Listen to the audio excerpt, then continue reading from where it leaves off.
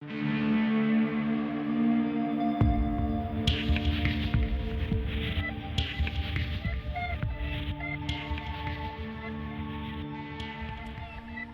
right, welcome to another edition of the Deconstructionists podcast. We are your hosts. I'm Adam Narlock. I am John Williamson.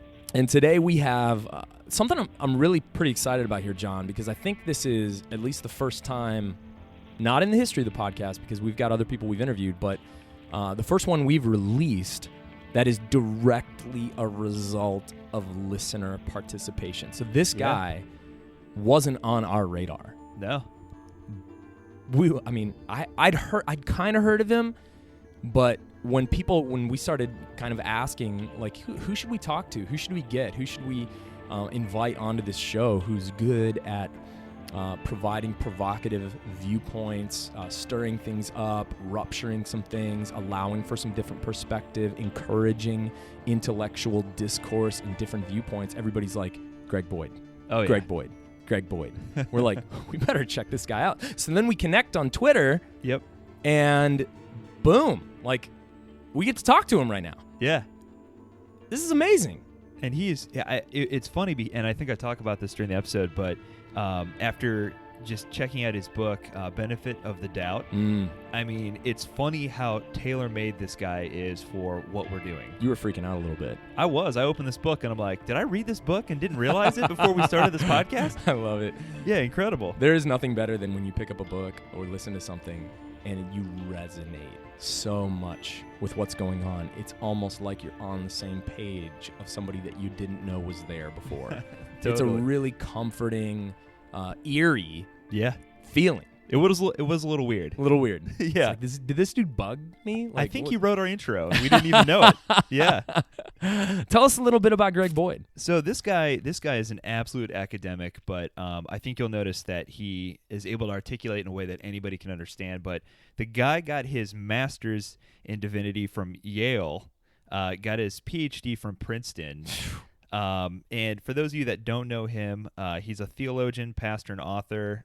He's a senior pastor at Woodland Hills Church in St. Paul, Minnesota. He's the president of Renew.org. And he was, in 2010, named as one of the 20 most influential living Christian scholars. The guy is a best-selling author of the book The Myth of a Christian Nation. Oh, man. He's also written for the New York Times. He's made appearances on CNN, NPR, the BBC, and the Charlie Rose Show. Mm-hmm. And like I said, the book that I recently read, his most recent work, Benefit of the Doubt, is just an incredible, insightful book, I think, that really hits in the heart of what it is that we're doing with our podcast. Absolutely. And I'll tell you why I like this guy and why when I started looking into him and we started talking about it, I was like, man, our listeners are right. Like, we need to get this guy on the show. Oh, dead on. Because we're not just looking for anyone and everyone to come on here. Like, we want people to bring different views, different perspectives, and we want people to come on with the intellectual honesty that if they learn something or see something or exposed to something that they think, even if it's counter to their stream, to their tradition, that they are willing to say, hey, I think that this is maybe true. We need to look at this. And when he wrote The Myth of a Christian Nation, as you'll hear in this episode, this is what gave him credibility with me, John. The guy lost thousands of people in his church. Unheard of. Thousands of people. He got up and was essentially like, Christian nationalism is wrong. Yeah. It's wrong. He gets into it in the episode, but the fact that he knew he was going to lose people, and then some of the other ideas that he has posited, especially in specific to doubt, in specifics to things like we talk about open theism, which kind of talks about the nature and the character, like from a kind of a philosophical level of like who God is. Yeah. All these kinds of things, man. He just lays it out there and he's like, look, I think this is what it is. Yeah. He's not looking to give people the approved message or the party line or just keep people in the seats. And for our more philosophical, science-minded atheist agnostics, you're going to really dig the integrity and the intellectual prowess of this guy. Most of the people that I think that are standoffish to Christianity a little bit is because of Fox News. It's because of like Jerry Falwell or some of these televangelist preachers that are more anti-intellectual and more really looking like they're pushing an agenda. Yeah. I don't think a lot of people have a big problem with the way Jesus is depicted in the Gospels. Right. And it seems like there's just a lot of trappings that go around that and some kind of weird, like we talked about, anti-intellectualism that fits that too, that Greg just kind of breaks through all that. Yeah. And at the same time, I think what's refreshing is he's one of the, foremost, scholarly, theological, authors, speakers, if you will. And yet he repeatedly mentions the fact that he holds us with an open hand. Yeah, I love that. He's totally okay with saying, you know what, I may have been wrong about that, and I'm going to evolve past that and change my views on whatever it happens to be. So imagine that. That's not something you hear very often. Most people are very, very like, nope, this is the way it is. Staunch. Yep. Staunch. It just doesn't seem like there's much of an agenda other than the fact that this guy seems to have found something beautiful and wants to speak intelligently about it the best he can and be honest the whole way. Yeah. Like when he doesn't get something or if he might be wrong or inviting doubt and suspicion and critique, like I like him. I'm going to say it. I like him. I'm a fan. Seeker of the truth, man. I'm a fan now. I didn't even know about him, but I'm a fan now. Yeah, absolutely. Me too. So we get to talk about Christian nationalism and kind of dismantling that hyper-politicized view of faith, which I think is such a good thing to talk about, especially now. I mean, with what's going on in this election, like, don't get me started. It's so stupid. Yeah. But then talking about this concept of open theism, because I think one of the biggest problems people have about God is this whole idea of like, are we destined to do certain things? Are we prisoners of God's will? Right. What does that mean? How does predestination and sovereignty and foreknowledge and free will and choice and future and all that kind of stuff, how does that play out? And he laid it out in a way that, man, I was like, everybody needs to hear this. Yeah. Yeah, it's definitely refreshing, and open theism is not a concept I think that most people are probably familiar with. So I think it'll be really interesting for him to. I mean, he lays it out in such a way that you're like, yep, makes sense. Should we give it to him? Yeah. All right. I think Without so. further ado, here is Greg Boyd.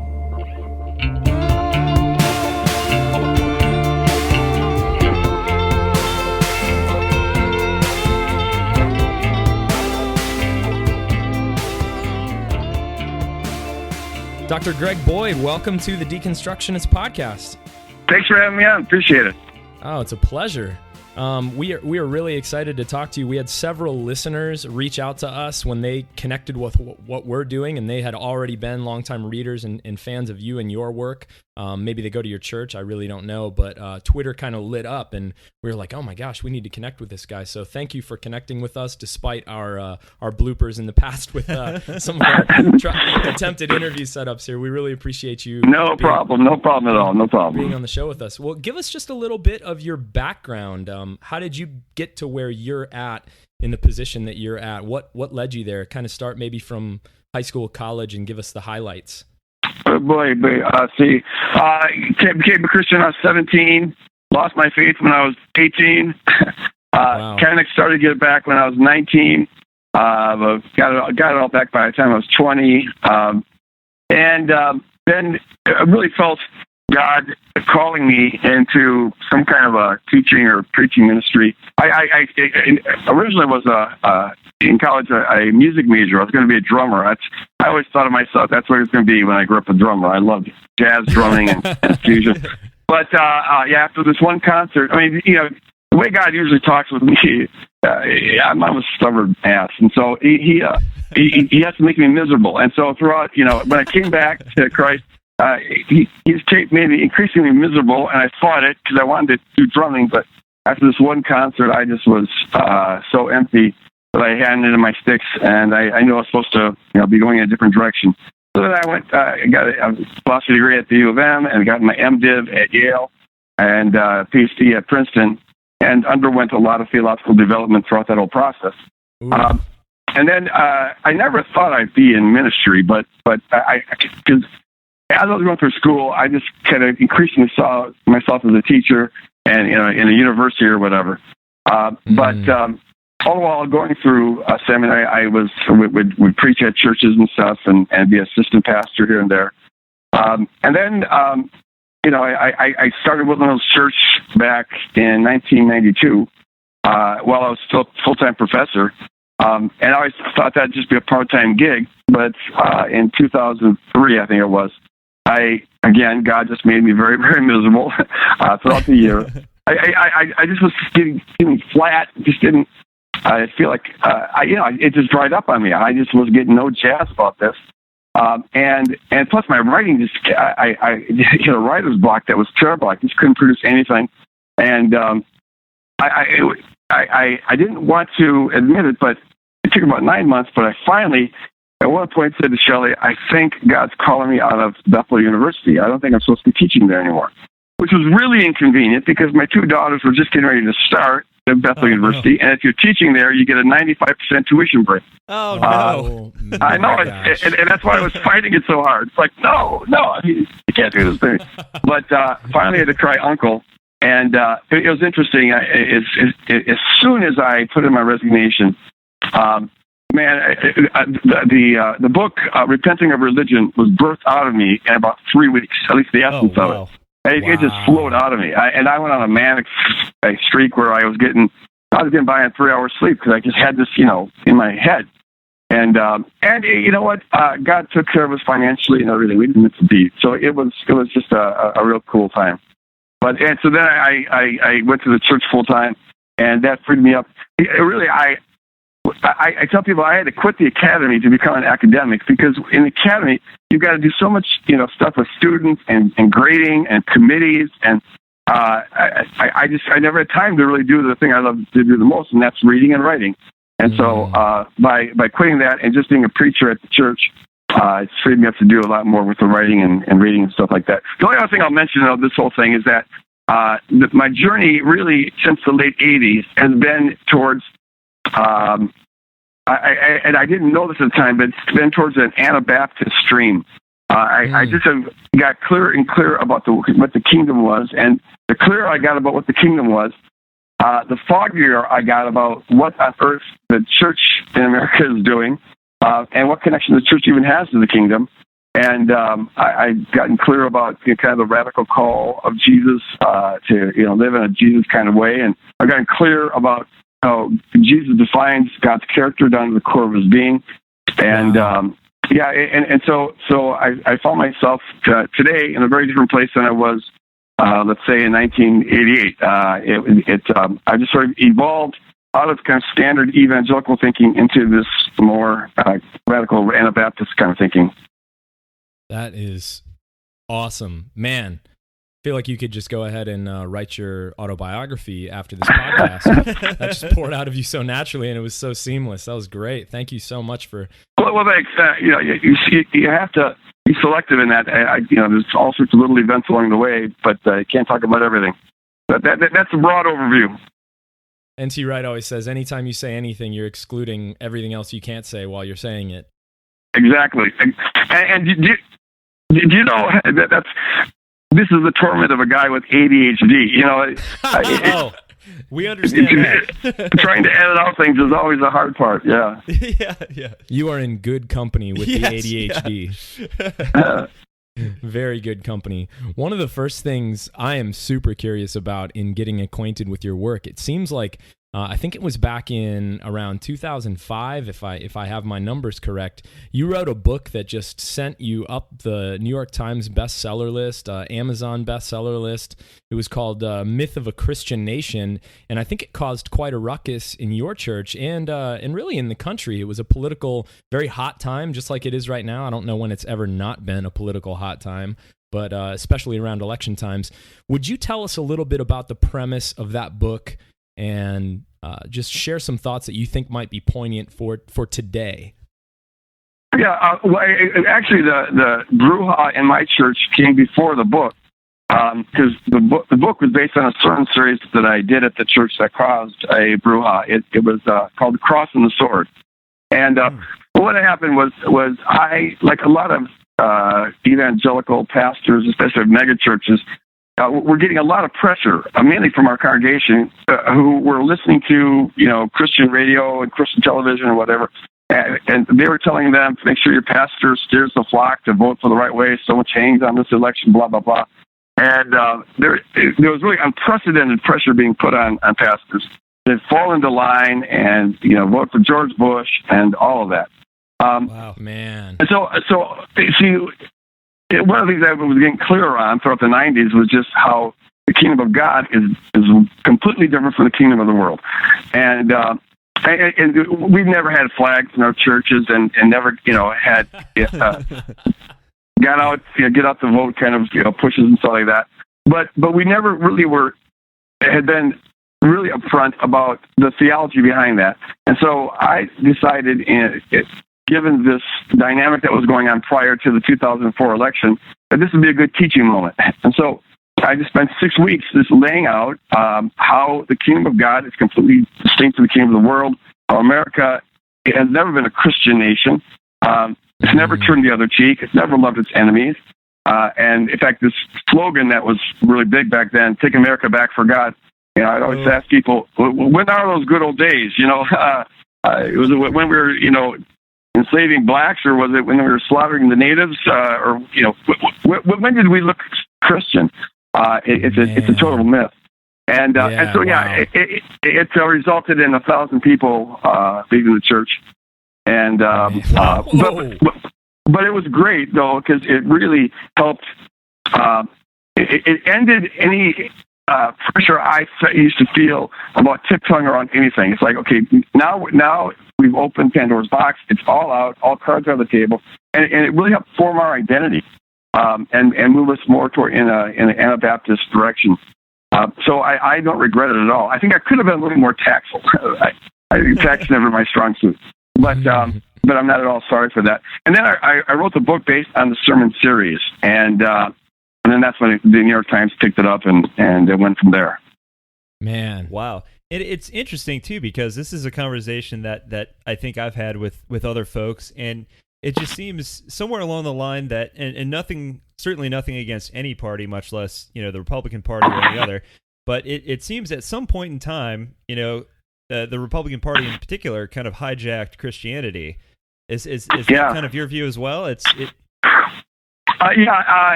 Christians have allowed themselves to be hijacked. I mean, I don't fault the politics for it. Politics is always about trying to get as much power as you can and get as many people unified under you as you can. So, of course, they're going to be doing that. It's just sad when Christians succumb to it, and you find it on the left and the right. There. In fact, sure.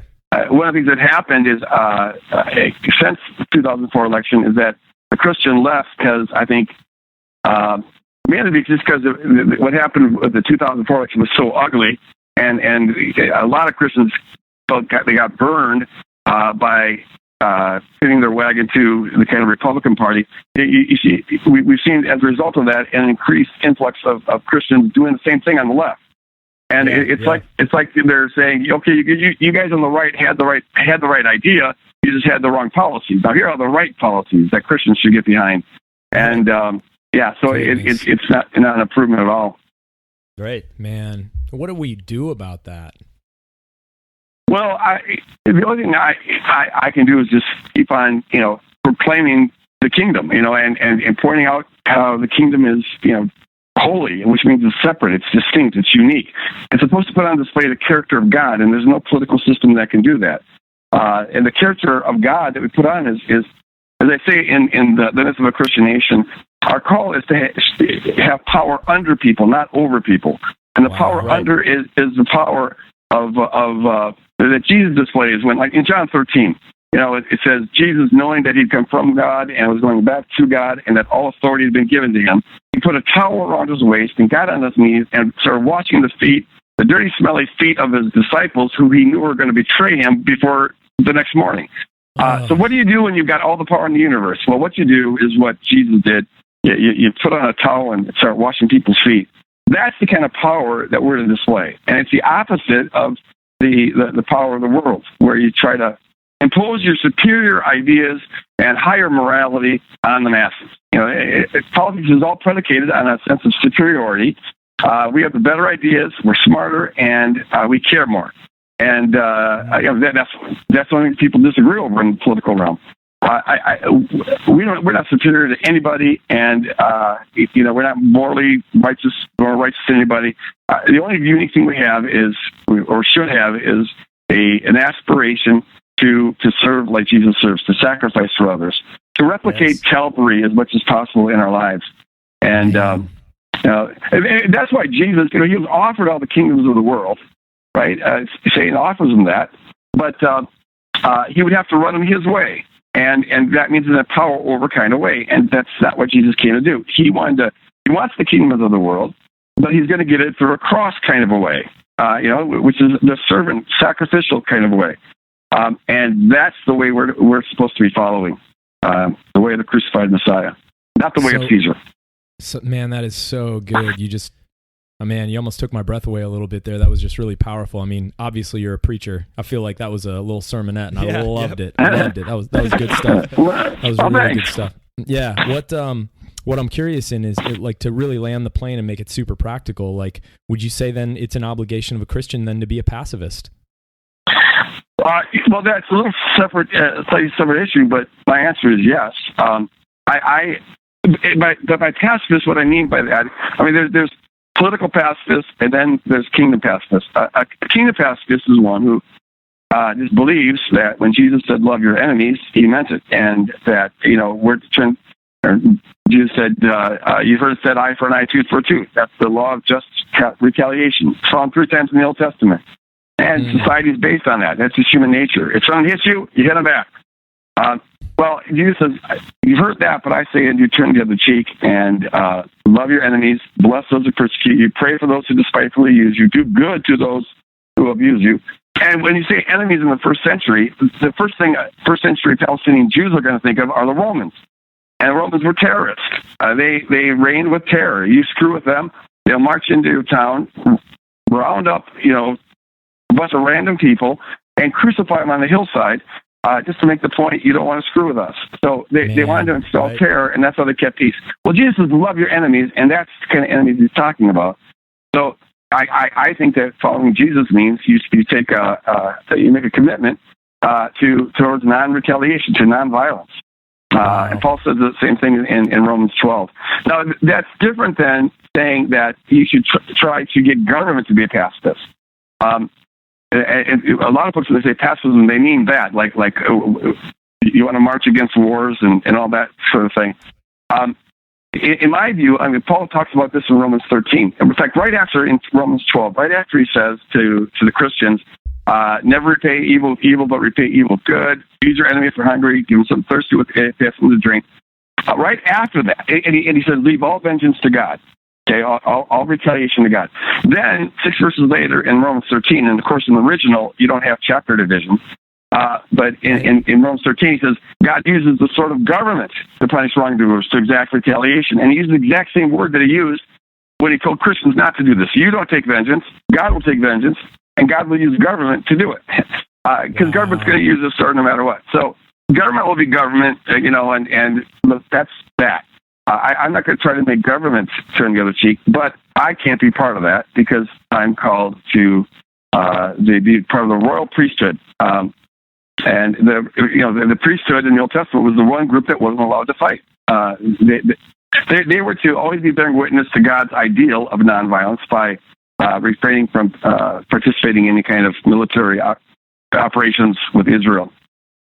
What a beautifully complex answer to a very simple, intentionally simple question that I gave you. Thank you very much. Well, there is no simple question that I can't complexify. Perfect. Attaboy.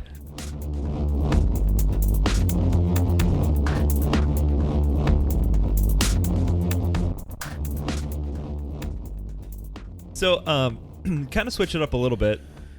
And to kind of go back something that you mentioned earlier when we first started speaking, you kind of talked about, in regards to your background, how your faith and some of your views have kind of evolved over time. We think that's just so important, and obviously that's one of the things that we discuss on our show is the fact that, you have to be open, to at times being wrong. And so I love what you talk about when you talk about faith being more of a concentric circle view, versus a house of cards model. I just wondered if you could kind of speak about that a little bit. Yeah. In benefit of the doubt, I talk about this. A lot of folks have the idea, in fact, I think it's the most common conception of faith out there, that to be a Christian means you believe in sort of a package of truths. You're given, here's the 19 things you're supposed to believe and the 27 things you're supposed to do. And it's an all or nothing sort of proposition. And I call it a house of cards theology because the way a lot of folks hold the theology, and it's the way that I initially held it, is that, my brain's the container of all truth, right? But then what happens is it's like a house of cards, because if you knock out any one card, the whole house can come tumbling down. Man. Which was maybe feasible even up to 100 years ago, where most people up until recent times lived most of their life surrounded by people who agreed with them, and hardly ever confronted folks whose life maybe, folks who come from other religions, and rub shoulders with them, and to see, really get to know them as persons. They heard about other groups out there, but they didn't have to interact with them. But of course, we live in a globalized, pluralistic society, and it's impossible to live that way. And when you start to dialogue with people from other faiths or with other opinions, and you see their good character and all that, holding to a house of cards theology is you have to pretty much be an ostrich and put your head in the sand and go la la la la la. Because some things are going to get changed. Unless you're the one person on the planet that happened to be born into an environment where you got the whole truth and nothing but the truth, and you never need to change your mind about anything. Unless you're that one person, that everything you were taught in 8th grade was exactly right, and that's the end of it. Unless that's the case, you have to have a more flexible understanding of your faith, and so with the concentric circle model that replaces the house of cards model, what I recommend is that people think of their faith in terms of various degrees of importance, and at the center of everything is one thing, and that is that Jesus Christ on the cross reveals everything I really need to know about God and know about myself and know about everyone else. He reveals the character of God. He reveals that I'm a sinner, but I'm loved with an everlasting love despite that, and he reveals that the same holds true for every other person that I ever meet. That's where I think people should get all their life. My sense of my core sense of worth and significance and security and my identity. I need to get that from what God thinks about me on the cross. Because if I'm not getting it from what God thinks about me on the cross, I have to get it from other sources. And one of the things that religious people will always do is they'll get their life, their worth, their significance and security from the rightness of their beliefs. So if you're not getting your life just from God, then you'll get your life from what you think about God. And that's idolatry. Or you get your life by trying to impress people, or trying to, be the smartest in the room, or the prettiest in the room, or the sexiest in the room, or the best football thrower, or whatever. So all of our life should be gotten from one thing. So the center of the center is that. And if we're holding to, if we're getting all of our life from what God thinks about us on the cross, and that is itself a belief. But I encourage folks to put all your eggs in that basket. As long as I have enough reasons for thinking that is true, and I'm going to keep living that way, then everything else is settled. And once if I'm getting all my life from Christ and not from my beliefs, then it should be the case that I could be wrong about every single thing I think, and it shouldn't change me. If you prove me wrong about any opinion, my identity is not in that. My security and significance isn't in that. And so I should be able to let it go. I can now talk rationally and calmly about every belief, because I don't have to defend it as an idol. Because as long as I get confident enough about this one belief. Now, if I turn out to be wrong about that, if you prove that Jesus didn't die on the cross, or that he wasn't the Son of God, or whatever, now my life is screwed. I'll become a Buddhist or try to become nothing. I'm pinning everything on that, and I think I've got very good reasons for thinking that is true. So then I'll go with you. Yeah. So that's the center of the center, and then outside of that, there are beliefs that are really important for the structuring of the faith, like the classical creeds. That God created the world, and all of that. So the foundation stones of Christian orthodoxy. Sometimes people refer to that as dogma. And then there's another ring outside of that, which is much more disputable stuff. Various doctrines, things that Christians have always debated. And then there's a ring outside of that, which is just your own personal opinions about things.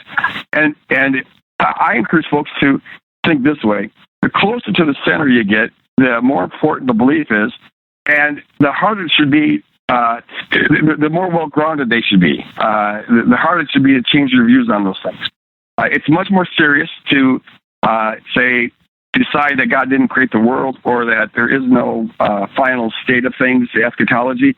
Things that Christians have always believed. It's much more serious to change that than it is to change your view about how to interpret this particular passage or the rapture or whatever. And so have a sense of graded importance here. Here's what's tragic. It's like I've met people, a guy on a plane a couple of years ago, who he lost his faith because he took a college class and that convinced him that the conquest narrative of the children of Israel invading the Promised Land, that didn't happen exactly as it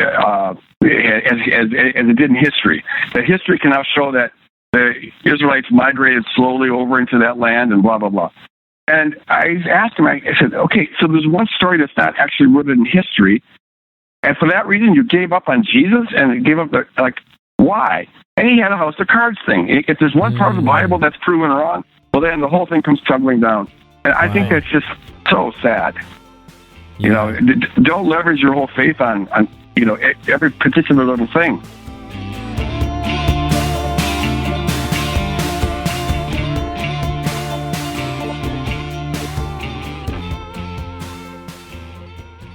This touches just a little bit on a question that I had for you. We're kind of already talking about it, but I just wanted to give it some more explicit language. How did salvation become so inextricably linked to certainty?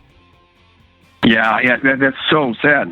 It's nothing I talk about in Myth of a Christian Nation or in Benefit of the Doubt.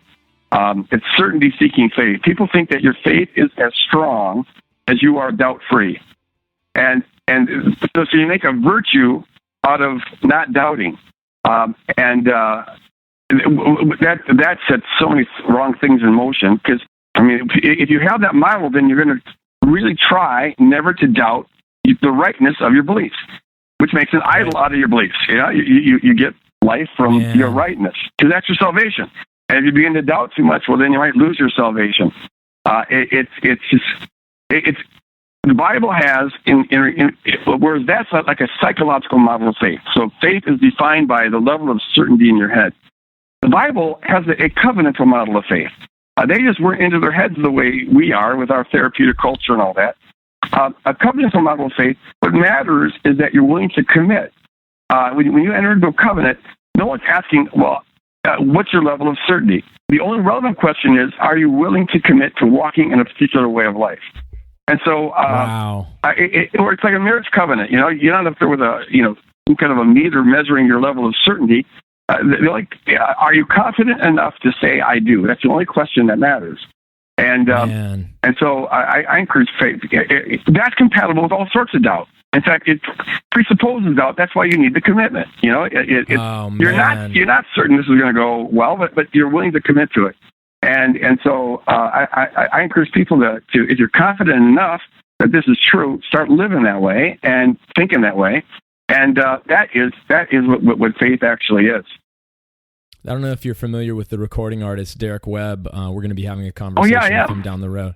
And he's got a great line in one of his songs. There's a song called The Vow. I totally encourage you to look it up. And he says in the song, he says, I don't promise because I know that I'll always love you. I make my vow to guarantee that I will. Mm-hmm. Yeah, good. And that's, I just feel like that is exactly what you're saying. And he actually a couple of years ago wrote me and he sent me a CD of a song that was inspired by something I wrote. I forget. I've never met him, but he seems to have a kind of a cutting edge stuff to his music. But that's very true. You say I do, because you're pledging to walk a certain way, and that's what it is to have faith in Jesus. It's like the covenantal model of faith is not just trusting in another, but you're pledging to be trustworthy to another. Faithfulness is the flip side of faith. And so, to have faith in Jesus is to enter into a marriage vow with him. And that's what salvation is. It's this marriage relationship that we have with Christ. So many people today, they think of it as like a legal thing. It's not, because we don't really have too much covenant thinking in our culture. In fact, marriage is the last covenant we have. People have trouble kind of grasping that. They think of covenants as contracts. And seeing a contract, you exchange goods. Right. It's always quid pro quo. I'll give you this much money, you give me that car. That's a contract. And you have a contract precisely because you don't have a covenant. A contract is there because you don't trust the other person, so you got to get it in writing. Whereas a covenant is all based on trusting the other person and being trustworthy for the other person. So people think of salvation as a contract or as a legal deal. The Father's the judge, and we're the defendant. We're guilty, but Jesus comes in as our defense attorney and makes out this bizarre arrangement with the Father, saying, "Tell you what, you punish me instead of them, so that we get off the hook." And that's what salvation is. It's your get out of hell for free card. If you just believe these propositions, then you get out of hell for free. And then that sets in motion all sorts of bizarre stuff, because you wonder, okay, well, now, what are the conditions of my getting out for free? Am I eternally secure, or am I not secure? What can I get away with and still be saved? And there's all these bizarre questions, which you would never ask if you're in the covenant. It'd be terrible for me to be in, go to my wife and say, "Hey, exactly how much can I get away with before you'll divorce me?" Man, you see, in a contract, you're always trying to get the best deal. You want to get the most for the least. That's just what a contract is. So you try to bargain down. But if people think of their salvation or the relation with God as a contract, well, then of course they're going to be saying, can I? What exactly is fornication? Define it technically now. Right. How far can I go and not cross the line? Am I still saved if I do this? Am I still saved? What about this? I've had people. Here's the stuff that people have, and then we all start thinking like lawyers. We start looking for loopholes. Technically speaking, I'm not cheating on my wife if I do this. Technically speaking, right. And it's like, who are you fooling? I mean, that's where legalism gives birth. Right. Oh man. So covenant thinking just completely reframes the whole thing. You're not seeing how far away, what you can get away with. You're always thinking, how can I be a better covenant partner? And that's the direction we should be heading. Dang, man. Absolutely. That was great. One of the things that we talk about a lot on this podcast, it was kind of born out of the fact that Adam went to a workshop in his day job, or as we call it, his fundraising job for this podcast. It's fundraising. Yeah, that's our day jobs, our fundraising jobs. So, but Adam went to this workshop and he learned about the idea of confirmation bias and how. And really kind of applied it to his spiritual life, and how we kind of come into our spiritual lives with kind of this, this bias, or these biases based on, the way we were raised, or, and that sort of thing. And I think what I found really interesting in your book, Benefit of the Doubt, is you talk about this idea that just blew my mind, that neurological studies show that pleasure centers in the brain are activated when we encounter facts or opinions that confirm beliefs that are important to us. My jaw hit the floor when I read that.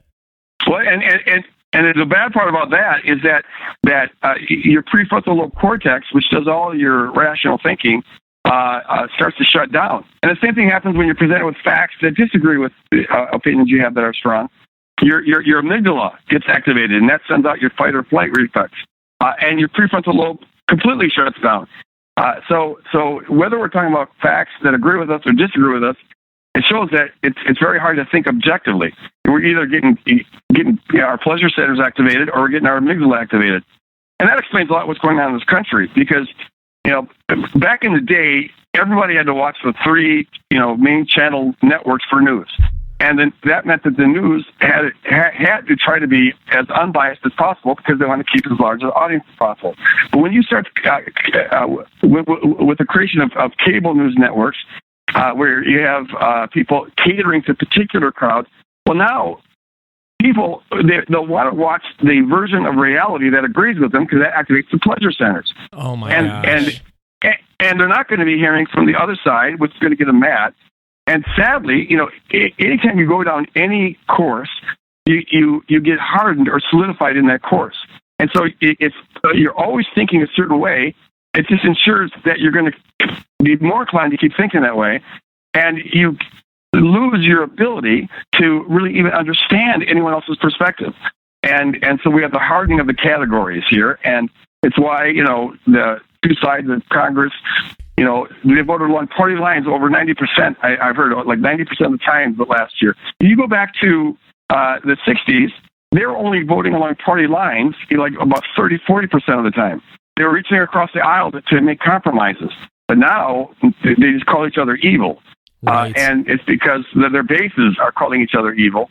And we just can't talk like human beings now. If we have honest disagreements, it's our amygdalas are always getting activated. Yeah.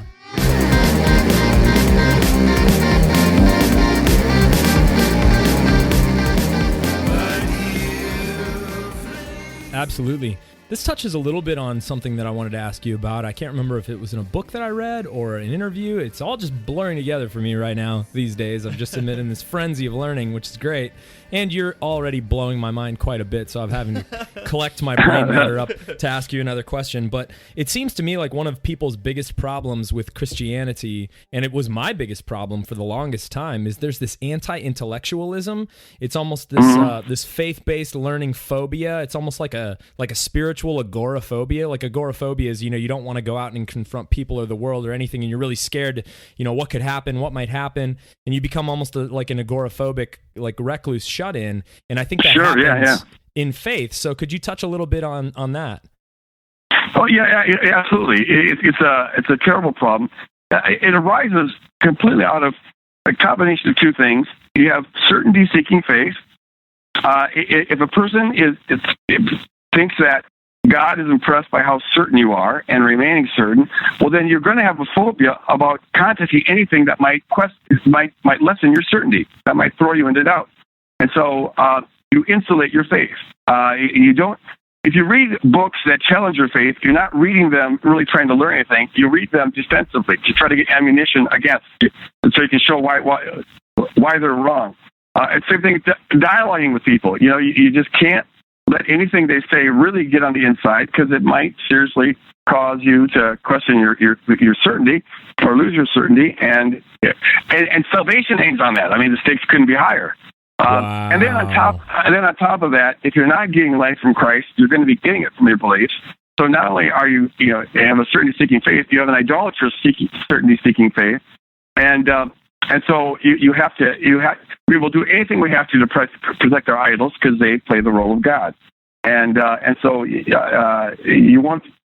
fear coming in contact with books or people who could really call into question your faith. And so I've met people, PhDs in physics, who are brilliant if you talk about anything other than their faith. But when you start talking about their faith, you'd swear you're talking to an eighth grader again. And the reason is because you are. They locked into their faith in eighth grade or whenever, and they just haven't integrated it with the rest of their learning. And it's a unfortunate thing. What can we do about that? I know you're a pastor. I have a teaching position at the church I'm in, but this isn't just a problem for people that stand behind a pulpit. Like, this is systemic. Yeah, totally. What can we all start to do about it? Well, the most fundamental thing, I encourage people to get your life from Christ, get your life from Christ, get your life from Christ. Get from your core need, your core identity, your core lovability, all of that should be anchored in what God thinks about you on the cross. And that will free you from feeling the need to get it from other sources. And then with that, think of faith in terms of concentric circles, not as a house of cards. And think of faith in covenantal terms, not contract terms.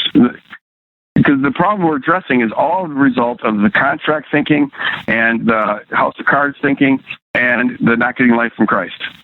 Man. So something that I kept thinking of, and I don't know if you're familiar with Dr. Sharon Baker or any of her work, but Yep. So one of the things, one of the concepts she brings up that I thought was interesting is the fact that we kind of get stuck in this mindset of redemptive justice versus restorative justice. Yes. Do you think that might be part of the issue as well? Part of it seems to be that we just have this ingrained thinking where we need to know that people who wrong us, in the end will get their just due. You know what I mean? Oh yeah. Yeah, there is certainly. I think a lot of Christians, maybe the majority, think in terms of retribution. God's ticked off, and so hell is getting even. And for most of them, it's getting eternally even, which means he never really gets even. He's just constantly making people pay. As I read the scripture, almost always, I can't think of an exception right now, but when God is talking about bringing a judgment, you'll find he gives words of hope. And the ultimate aim is restoration. So he says that Egypt, which at the time was, in Isaiah 19, was an arch enemy of God, but he says, I strike Egypt to heal. He's striking us for the purpose of healing. And he's always aiming at restoration and redemption. So Jesus dies on the cross. But the purpose of dying on the cross is to be raised from the dead. And it's for the good of all humankind. There's always a yes, like Karl Barth said, that when God says no, it's for the purpose of the yes that follows. Man, that's cool.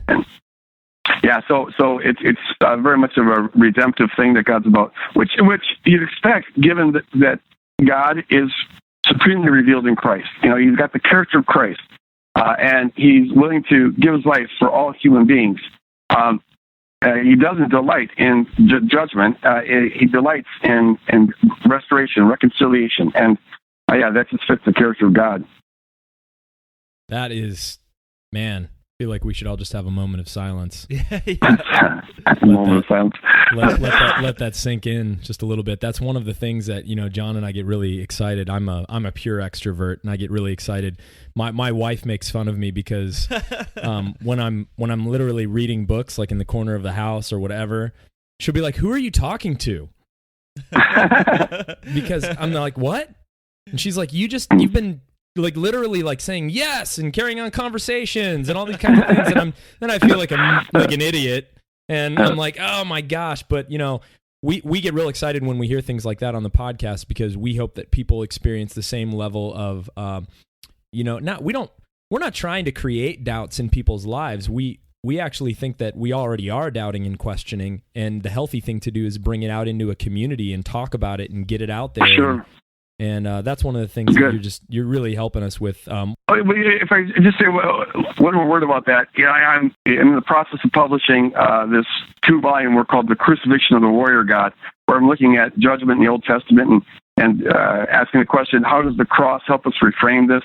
But one of the things I discovered over the last couple of years that I just think is so important, on the cross, there's a sense in which Jesus stands in our place and pays the consequences for our sin.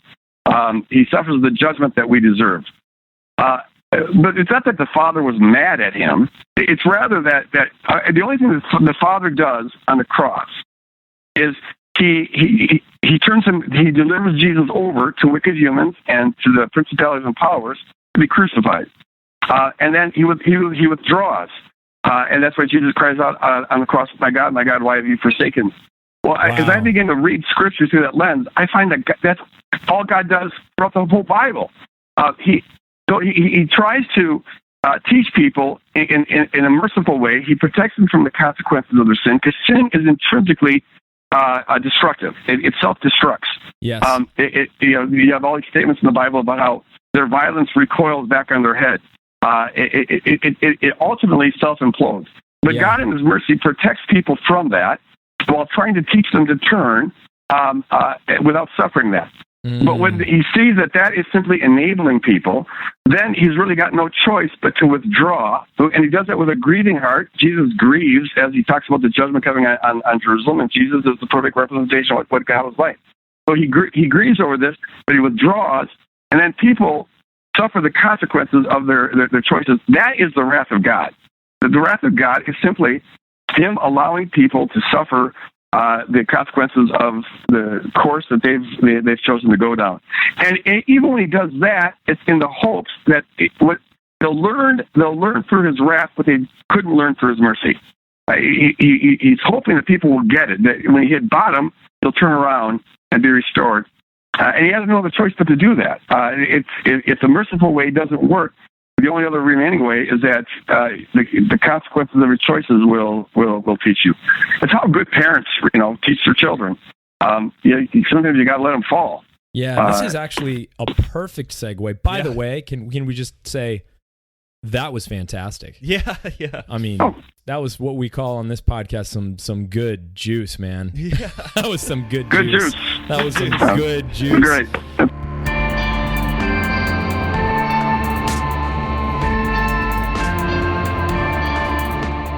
That segues right into one of the last things we wanted to touch on. We want to be respectful of your time and everybody else's.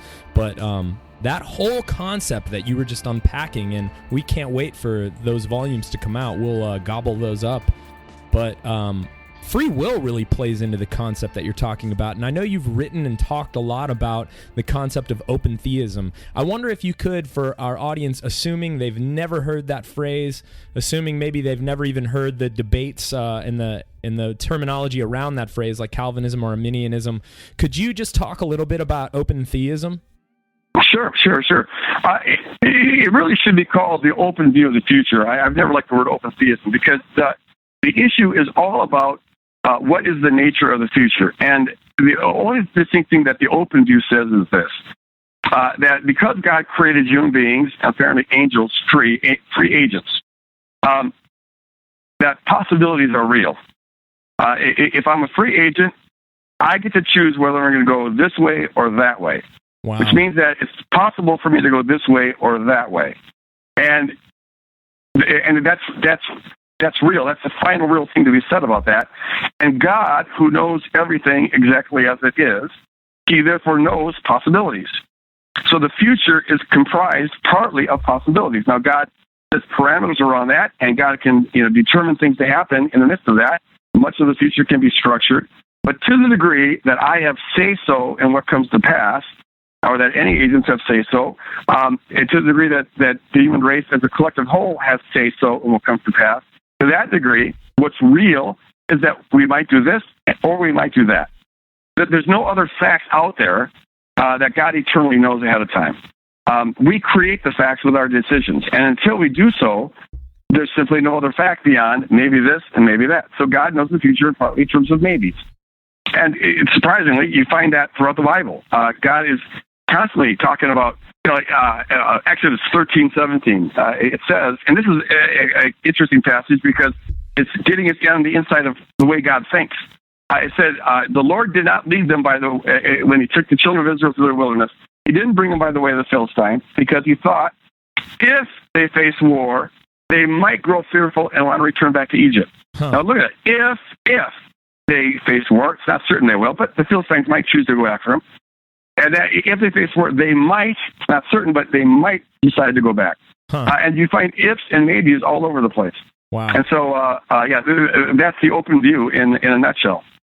And how does that translate into, what are the consequences of the open view for, people contemplating their faith and doubt and, these kinds of things? It seems like that Calvinism, that predestination, that God's predetermined everything. He decides who gets saved and who doesn't get saved, and he decides who goes to hell and who doesn't go to hell. And then the Arminian view is almost like, it sounds a little bit like what you're saying with an open view of the future, but it got tangled up over the years in that Calvinistic debate. How is that a little bit different, and how can that speak to us as people that are seeking and searching? Well, the Arminian view holds that we have free will, but God knows what we will do. All the facts about our future are there. Okay, so from all eternity, it's a fact that Greg will buy a red Toyota in 2017. There's a number of philosophical challenges with that view, one of which is this. If it's a fact that I will choose to buy a red Toyota in 2017, if that's an eternal fact, then how am I free to do otherwise? If all the facts of my future precede my life, then I really don't create the facts because I'm not eternal. I'm temporal. And so it's really hard to see how it genuinely is possible for me to go this way or that way. If it's an eternal fact, then I'm not going to go that way. And it doesn't matter that you say, well, God didn't predestine you to go that way. If it's a fact, however it became a fact, it's been a fact from all eternity, so it still feels like I'm fated to do it. Fate is simply meaning that you can't do otherwise than what you're going to do. And if the facts are all out there, then I can't do otherwise than what I'm going to do. But on a more practical level, I think two things come to mind off the top of my head. One is this. If you think all the facts precede your choosing them, it's really hard to see how anything you do makes a difference. The whole world can take on, life takes on a kind of pro forma feel to it, a pro forma activity. Like why am I, like, the open view could really be boiled down to this. Your prayer really makes a difference. If you pray, then this will happen, and if you don't, well, then that will happen. Things hang in the balance on whether you pray, but not just on prayer, on all of our decisions. God dignifies us with being reality creators. We create reality. We partner with Him. We don't create things ex nihilo the way He does, but our decisions bring about states of affairs that otherwise wouldn't be brought about. So it gives our life a real sense of significance and purpose. We really do make a difference. Things don't have to go down the way that they look like they're going down, or the way they have gone down. It's not all pre-settled out there. Oh my and so gosh. I think it invests our life with significance. It makes it a genuine adventure. I've often asked people. It seems to me that if God is, this isn't the most philosophically tight argument in the world, but I think it's got some force to it. I sometimes refer to that view that all the facts are God knows all the facts of world history and eternity before they ever come about. I refer to that as a Cassandra view of foreknowledge. Cassandra was this ancient Greek figure that was cursed with the ability to know the future, but not be able to do anything about it. Oh, man. It's a curse. So here God is, poor God. From all eternity, He's just got to watch what's going to happen. The fact that He's now experiencing it happen doesn't add anything to Him. It's like watching a movie for the trillionth time. There's no adventure there. It'd be boring. It's like nothing new can ever happen, for this God. And if that's the case, that means that our sense of adventure, we like possibilities, we like adventures, things that is completely not part of our image of God. We're not mirroring God at all when we do that. And I just think that's wrong. The idea of taking reasonable risk, of trying new things, of experiencing novelty, that's what makes life worth living. And I got to believe that's part of our being made in the image of God. There's something in God that corresponds with that. Man. If we like adventure, why wouldn't God? I think this whole thing is one big adventure. So there's that aspect of the open view of the future. The other thing I'd say is that I think it makes a difference in terms of how you understand evil in the world. I can with all consistency say that there's everything in this world that doesn't look like Jesus comes from some will other than God. Wow. Because there's UN agents, there's cosmic agents out there, and they've got free will. And the origin of all that is wrong, all evil, all sin, is in wills other than God. God's always on the side of good, working to bring about maximal goodness, minimizing evil. But there's all other agents that bring about that kind of evil. And someone could say, well, that's consistent with God's foreknowledge. He gave free will, but He still knows how you're going to use it. But here's the thing: it's one thing for me to have a child, and that child can. I know that child may possibly go this way or go that way. I'm willing to take the risk because it's worth it. Because if you don't have free will, you don't have love, and love is worth the risk. So it's one thing to know a person could possibly, if you give them free will, they might possibly do good, they might possibly do evil. But it's another thing to give them free will when you know they're going to do evil. Why give Hitler free will if you know he's going to use it like this? Man. To bring about the Holocaust. But I can see why God would take the risk of giving free will to Hitler, and knowing the possibility he might do that. Right. But to give him free will with the certainty that he'll do that, well, that's a thorny issue. Man. I think that. Can I say one more thing about this?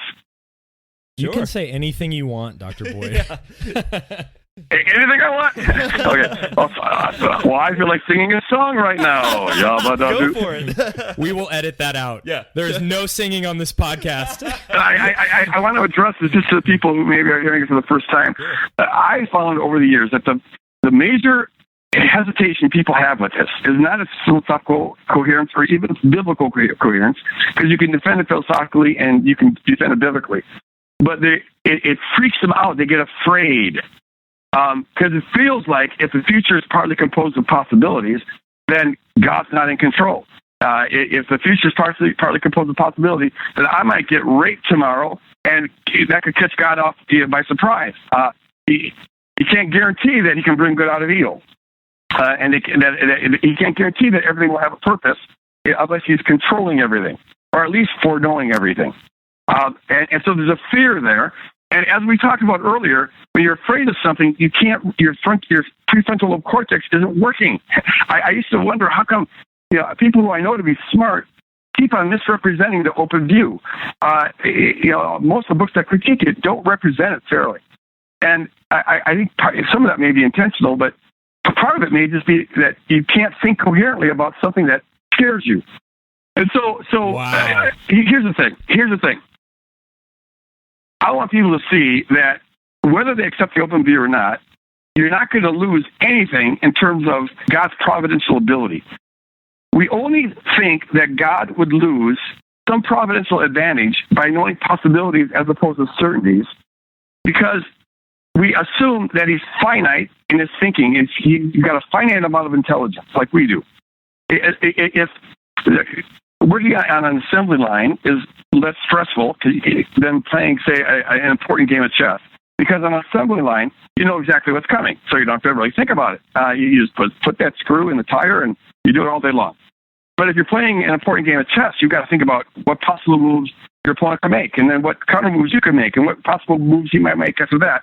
And the more possibilities we have to think about, the thinner we have to spread our limited intelligence to cover them. So we're much less effective at anticipating 30 possibilities than we are at anticipating 2. But it's only because we have finite intelligence. If God has unlimited intelligence, now think about this, then that means he doesn't have to spread his intelligence thin to cover any number of possibilities. If God has, you can't fraction up infinity. So if God has, if he's infinitely intelligent, it means he can anticipate each and every one of a trillion to the trillionth power possibilities, as though it was the only one. Oh, it's like all of his attention is on this possibility, and all of his attention is on this possibility, and all of his attention is on this possibility. So, with the open view of the future, God foresees a trillion possibilities, but he foresees each one of those trillion the exact same way the traditional view of God foreknows the one future. Oh my gosh! Wow. So whatever comes to pass, I can say as confidently as anyone could say that God has been anticipating this event from the foundation of the world and has a perfect plan in place to bring good out of it.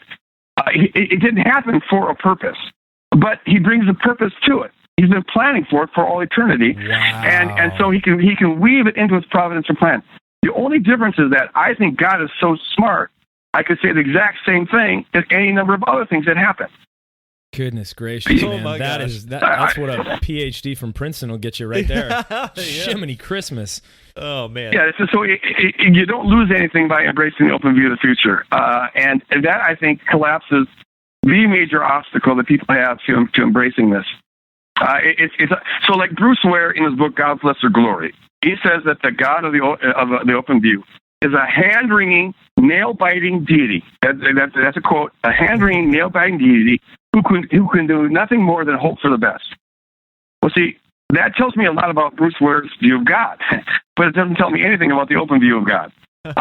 Apparently, Bruce thinks that God is, and I'm sure he doesn't do this, consciously, but he's assuming that God is finite in his intelligence. A limited God would be biting his nails and wringing his hands and hoping for the best. But if you believe God is infinitely smart, well then, no, he's prepared for everything. Yes. He's prepared for everything. So I encourage people to just trust God's intelligence. The Bible talks at least as much about God's wisdom in running the world as it does about God's power in running the world. But yet people have this idea that God has to control everything. Well, you only control things if you lack the intelligence to let there be free agents and let people make decisions. I think God's confident enough that he created a world where there are genuine free agents and things can go contrary to his plan, but he's confident that however they turn out, he's anticipating each and every possibility as though it was the only possibility and preparing a plan for it to weave it into his providential plan. Trust God's smarts. Oh, that's beautiful. And that's all the brain power that we have left for today, folks. That was phenomenal, well, man. Good. Hey, it's been great talking with you guys. No, we're not quite done yet. I just needed my brain to just breathe for just a second. That was beautiful, man. So, this is the moment of the podcast where Adam has a small stroke. Yeah. Yeah. Oh my goodness. So before we wrap it up, and we certainly want to promote your books and get talking about all the works that people can find out there. One question that we like to ask of all of our guests to kind of wrap up the episode is we have a wide variety of listeners from one side of the spectrum to the other, from atheist, agnostic, or what we kind of call non-religious, to more of the conservative fundamentalist variety. So if you could just, briefly kind of speak to both groups, and just kind of talk to them about, I don't know, just kind of whatever message you kind of want to give to both sides. Well, to the skeptics, atheists, agnostics, I'd say, you guys, you are loved more profoundly than you could ever possibly imagine. And I would encourage you to really look into this Jesus guy who reveals this God. He's given us plenty of reasons to believe. And in my opinion, it's the best worldview out there. It's got the most going for it than anything else you can find. And I hope you give it a fair shake and look into it. Because the God who created you is desperately wanting to have a relationship with you. To the conservative crowd, I would say, you are loved with an everlasting love, more profoundly than you could ever possibly imagine. And I hope you can discover that love as it's revealed on the cross, where God gave his life for you. And I would encourage you to make that your only source of life. Put all your eggs in that basket. Let that be the source of your identity, worth, significance, and security. The reason why you're excited to get out of bed in the morning and why you're comfortable going to sleep at night.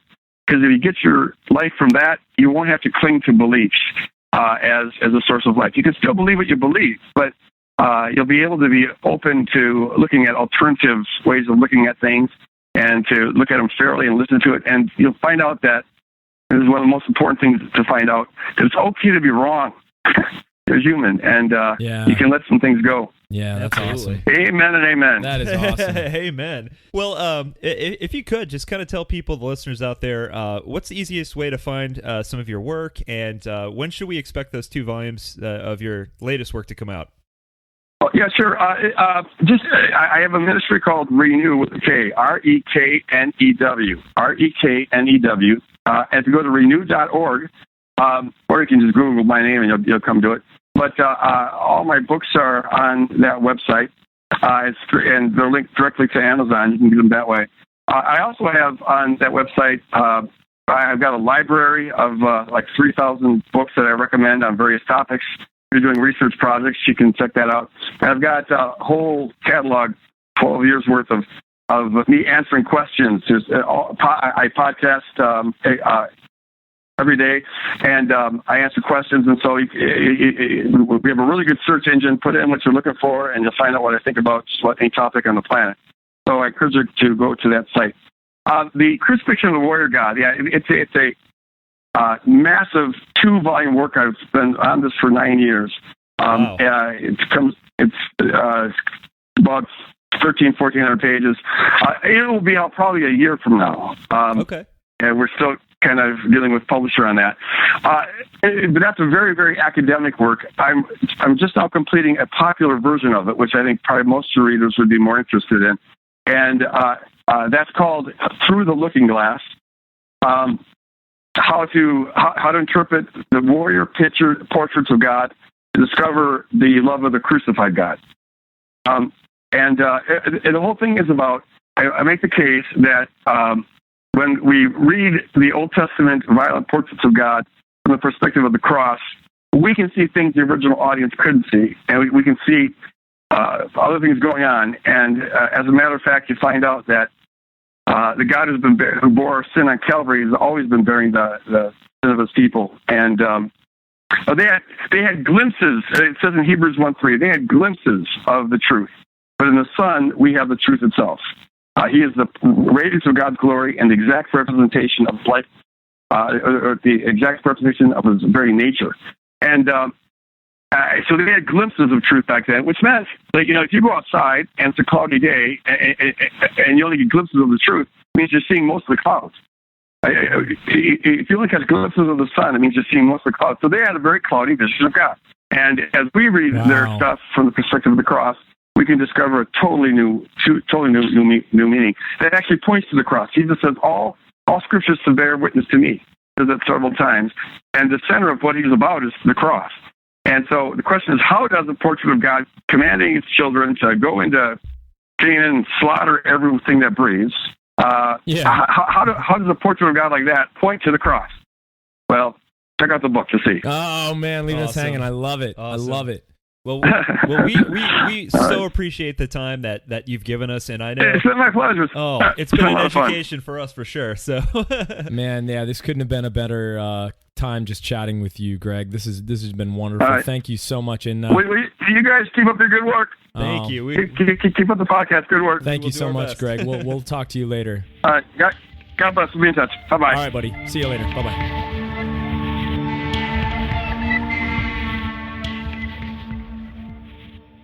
Dude, wow.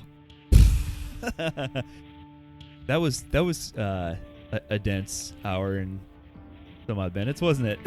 I hope nobody got into a car accident. I know. Listening to that. Holy cow, we covered so many topics. How did he go so deep, so fast, and not lose me? Yeah. It's because of guys like that. Dang, dude. It is because of guys like Greg that I am coming out of my feeling so spiritually claustrophobic. Like, when we were talking about, like, anti-intellectualism and doubt and all that kind of stuff, I just wish somebody would have given me that permission a long time ago. Yeah, and I love what you said when we got done recording, and you looked at me, and you're like, the ground beneath my feet feels a little firmer. Right now. And I'm like... different, but firmer. Perfect. Yes. Yeah. Unbelievable. I mean, the guy just covered a gamut of topics. I can't wait to listen to that again. I know. Dude. I know. And hey, we might be in the works to have him back for a sequel. Maybe. Wink, wink. Wink, wink. But maybe for a special super secret. Well, because we only scratched the surface on this dude. Yeah. I mean, this guy covers... If you look at his great number of books that this guy has written, he's covered a huge variety of topics. Oh, man. So, I mean, we've just barely scratched the surface. I can't wait to listen to that again. Yeah. I just know that so many people are going to find that so helpful. Yeah. Oh, that was so much fun. Huge. Man, I hope you guys enjoyed that as much as we did. I'm definitely doing a better job of controlling my fanboyness. It is so hard, man. It's so hard. Adam has a special towel he just covers his mouth with when we record. I'm kidding. That is so great. John's like shoving a towel in my mouth, like while you're trying to ask him questions. Shut up, dude. I'm like, oh, he's turning blue. I love it. I can't help it, man. I can't help it. I love it. Man, I hope the people are having as much fun. I hope you guys are having as much fun listening to this as we are. It is so much fun recording these interviews because, I mean, this should be fun. It should be fun. It should be a blast. I mean, hearing things like some of the stuff that Greg Boyd just dropped on you, I hope that you jumped out of your chair at one point. Or at least your mouth's just like hanging open. Yeah. I don't know. Maybe it's just us, man. Maybe we're just like the biggest nerds in the universe. Could be. I just enjoy the journey so much. I love, like, I feel like I have like a notebook in my mind with like lots of ideas about like, what I think about life, what I think about God and politics, and like they're all like kind of interrelated, like a map of the internet, right? Have you ever seen a map of the internet? Google it sometime. It's nuts, but it's like everything's related, right? Like, and everything kind of touches and leads to something else. And I feel like I've got this notebook in my mind with all these ideas and whatnot, and I hear something like Greg, and there's this big pen like scratching out ideas that I used to have and making room for new ones. And it's just this never-ending evolution of like scratching things out, making room for new things, expanding, exploring, deconstructing and reconstructing. Right. So fun. Oh my gosh. Dang. Well, guys, I hope you enjoyed that episode. There is so much coming. John and I have been redlining, putting this content out. Our wives are pissed. Yeah. Not really. They're amazed. They've been so incredible. I can't wait to have that episode. We're planning an episode with them. Yeah. But we are trying to give you guys the nuggets, the juice, the good stuff. We have got some really great guests coming up soon. I know we've got Science Mike. We've got some more artists, Brennan Strand. We've got some mega huge people that we're going to keep under wraps until it is finalized and released. But are we going to once every 2 weeks coming up? Yeah, so coming up, we'll give you guys a heads up before that happens. But due to the fact that this is, in some cases, our second and third jobs in life, we've been going at a crazy pace, and we never intended on this being a weekly thing, at least at the outset. So we're going to slowly kind of ease into an every other week. I know. Let everybody breathe and catch up. Yeah, I know for some of you that's going to not be the best news ever, but just in an effort to make sure that we can maintain the quality and make sure that we don't completely exhaust ourselves. As we speak, as we're recording this on my couch, I just had foot surgery 2 days ago, and my right leg is elevated. You're looking like a stud, though, man. You're tough as nails. Adam's wearing a really nice suit, and I'm in basketball shorts with my foot up in the air. So, yeah, this is a good look for me. But you are currently listening to, if you're listening to this podcast, you are currently listening to the host and co-host. You are currently listening to the production crew. You're currently listening to the marketing department, the planning crew, the research department, the administrative assistants, the tech department, the internet department, the fundraising department, the vision and planning department, the banking, the finance department. Like, this is it, dude. This is all we got. We don't even have a sound engineer anymore. Nope. I had to learn how to do all that stuff and buy some software and do all that stuff. So if you're digging this, if you want to hook John and I up with some love, in the show notes or on our website, click donate, $5, $10, or $25. Or if you really want it, you can just give us whatever you want and figure out how to do that. But following us on social media, and really, guys, the reason this show has been a success is because you guys have been so involved.